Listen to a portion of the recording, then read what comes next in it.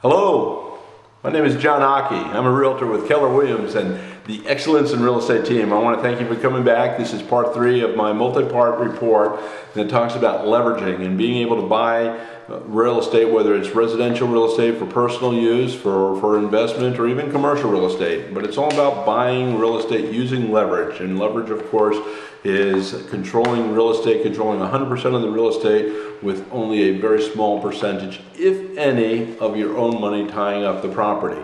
The key is tying up the property. Okay.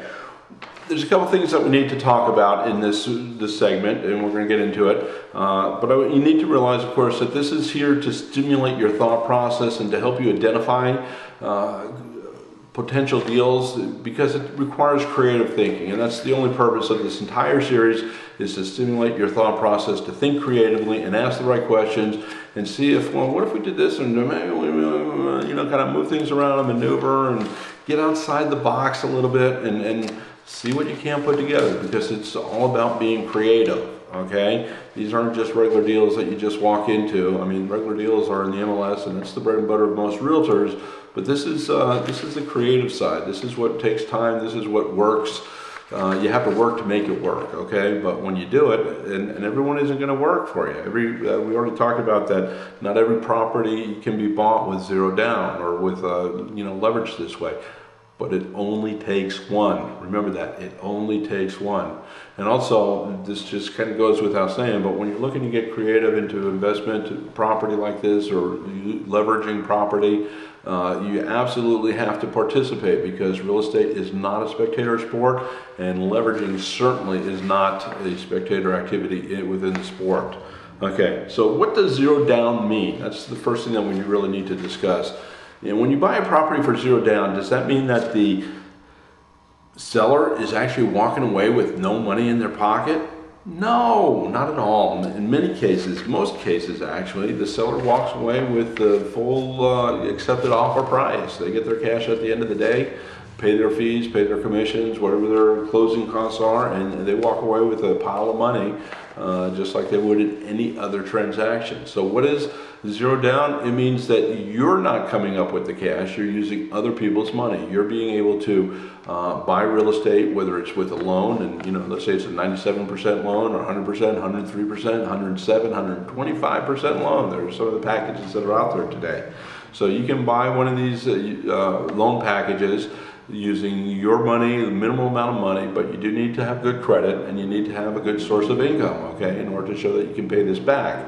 But when you do, when you have these factors, then you put it all in play, and you can buy property using other people's money. And that's what it means by zero down. Yes, the seller still walks away with money.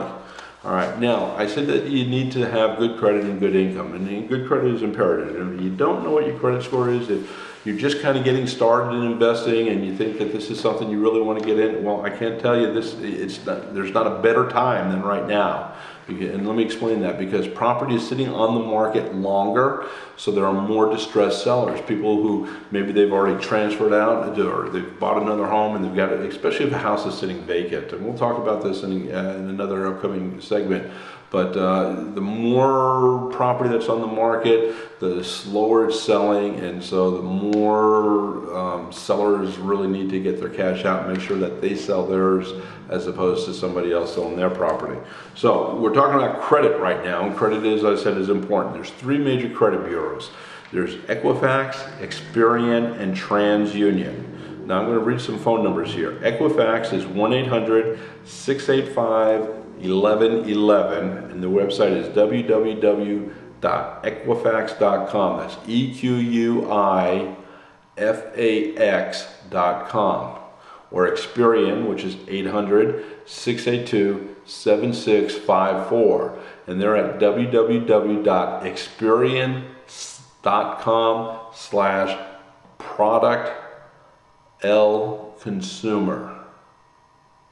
And it might be product 1 consumer if you can't find it. And Experian is spelled E-X-P-E-R-I-A-N.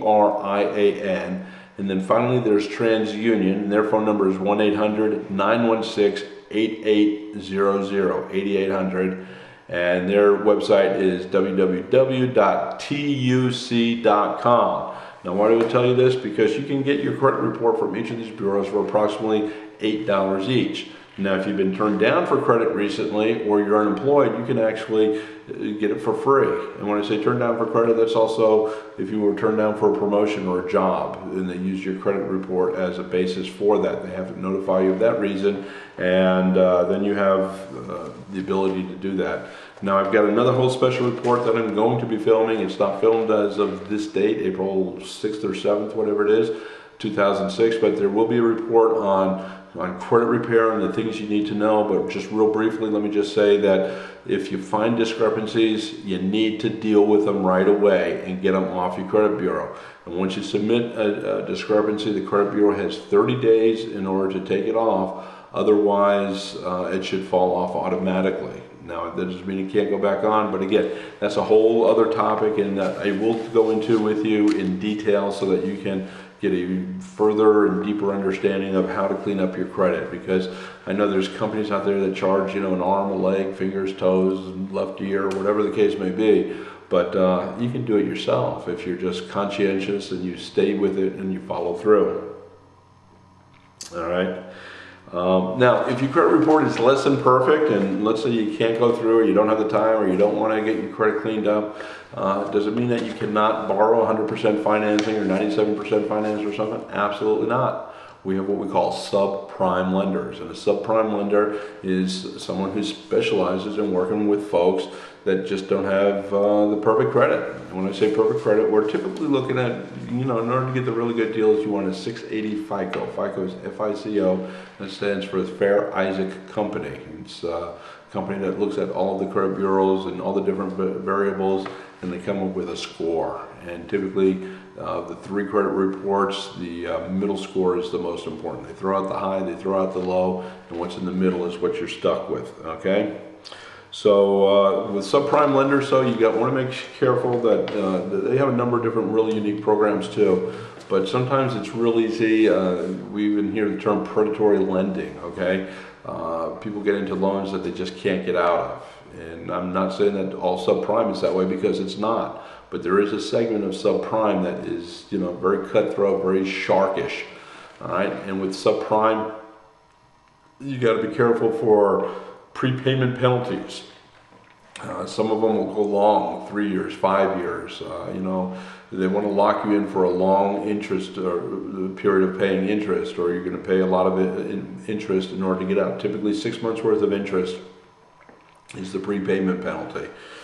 Some may even be longer than that, but that's pretty much typical, the rule of thumb there. Okay, some prime lenders there's good ones, and they'll let you, refinance within their own organization, and they'll allow you to refinance and bring your interest rates down maybe after a year, maybe 2 years, depending on the rest of your credit. Just when you can show that you have good history with them, they'll go ahead and bring those rates down. Of course, they are looking for additional loan fees, and it is still more expensive, but if they can bring your rate down, typically you're going to be better off doing that. Okay. You also want to look in to see if you can if there is a prepayment penalty, can it be expunged if you sell your property? So if you're going to move and you pay off the mortgage altogether and you're gone, then are they still going to require the prepayment penalty? And be very careful when you get into that type of a agreement. All right. Well, that's it for this special segment. My name is John Occhi with Keller Williams. Hopefully this has stimulated the thought process and helping you to start to think outside of the box, understanding what it means, your financial situation, and what credit is all about, as well as what no down really means. Come back and we're going to talk about buying from motivated sellers, all right? And something about commercial property as well. Till next time, this is John Occhi with the Excellence in Real Estate team. Wishing you and yours all the best. Hoping every day is a great day, because every day is just so precious. All right, thanks again. Until next time, God bless. All right, bye-bye now.